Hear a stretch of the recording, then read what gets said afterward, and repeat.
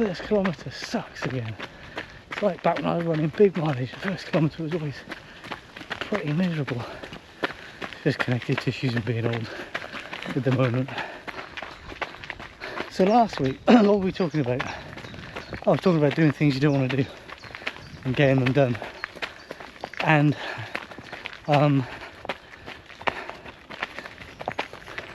that project I was talking about, I do care about it.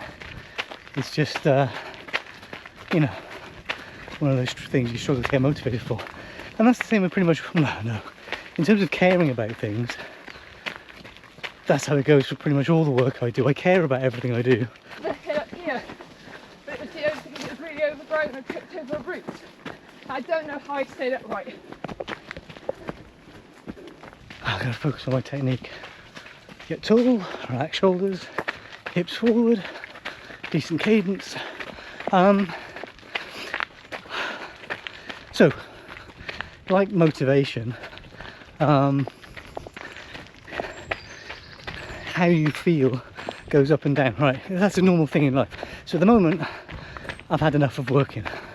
I would quite like to quit my job, stop doing all of this, because I'm tired and I've had enough. And that's because I haven't had a break for a while.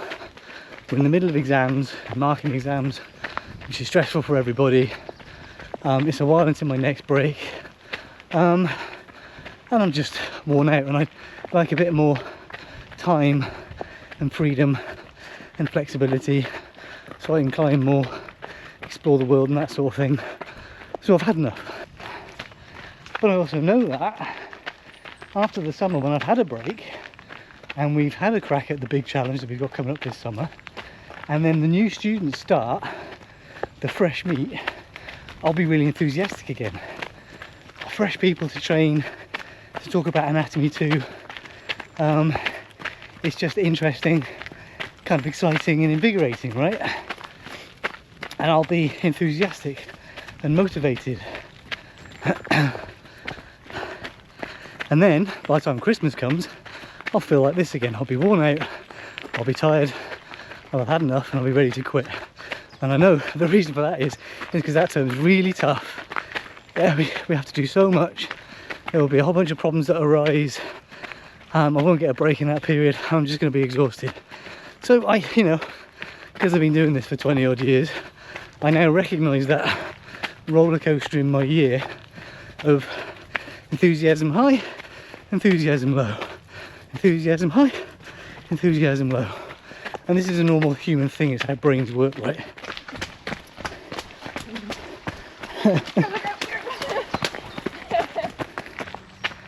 And of course, when I reflect on what I'm actually doing, I'm not going to quit, because I know that I enjoy what I do and I'd really struggle to give it up. Where I am now is hard won. Getting the job I've got is difficult to get. Getting the knowledge and experience I've got is extremely difficult to get. And if I gave it up, I know I'd be bored and annoyed and I'd really miss it. Yeah, exactly. So that means I'm probably going to be working till I'm about 70, right? Because that's the way the world's working now. So I do need to find a way of managing this, balancing myself and pacing it. But you realise that very much like ultra running, it's not about the finish, it's not about the end, it's about the actual running.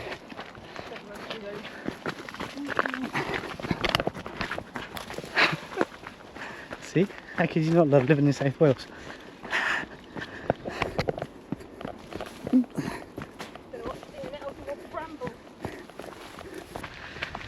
So when I was running 5Ks, 10Ks, half marathons, 2:46 by the way, it was about the finish. But it was more than that. It was about the preparation, getting to the line, the event, which again is quite short really, and then the finish, because the finish and the result and the time is the point of all of that, or at least that's what you think at the time. And then when I shifted to ultra running, where you run say 100 kilometers and you're running for 13 or 14 hours, it really isn't about the finish. The finish feels great, but it's like tiny amount of time. And for me, ultra running isn't about the position or the time. It's about, did I complete it or did I not complete it? Because it's such a hard challenge and there's so much suffering. But with ultra running, I immediately learned that it's about the running. It's about being in the thing. It's about running for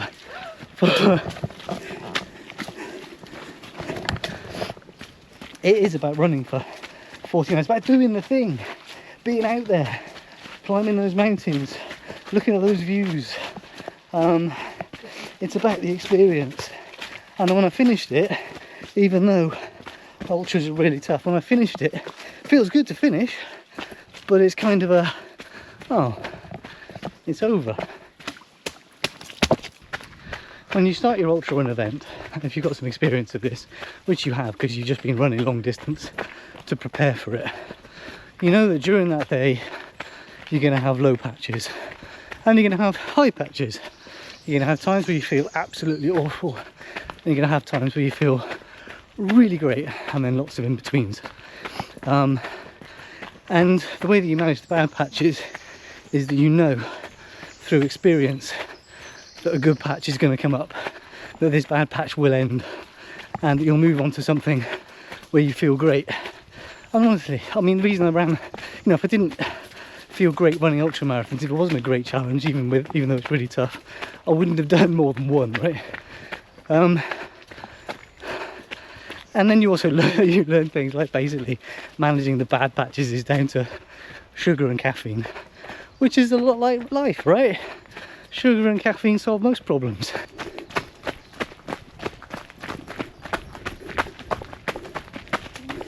Kim comes running with me and worries that she won't keep up. Ow.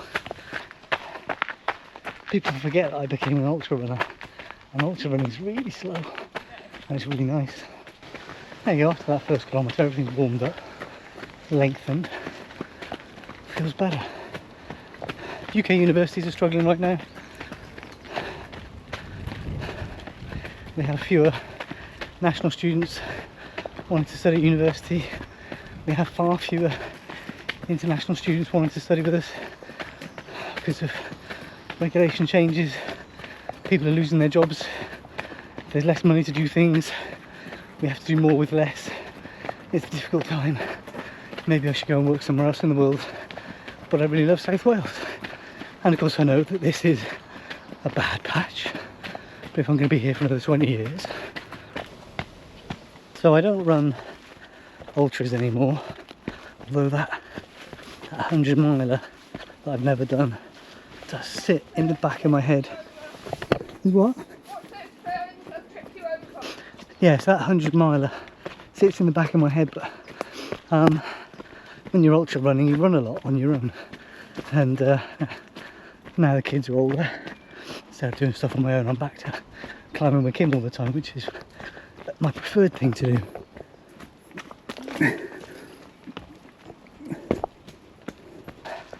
And nowadays when I run, I'm interested in my heart rate, my power output, and I kind of collect my distance and the time spent running kind of out of habit more than anything else.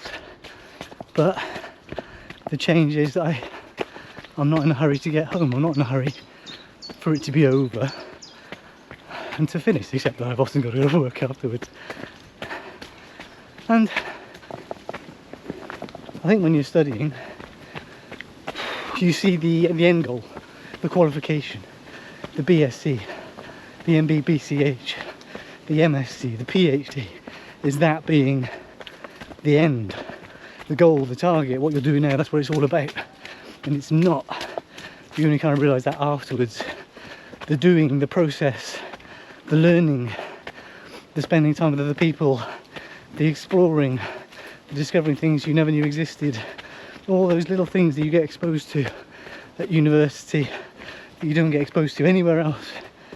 That's what it's all about. And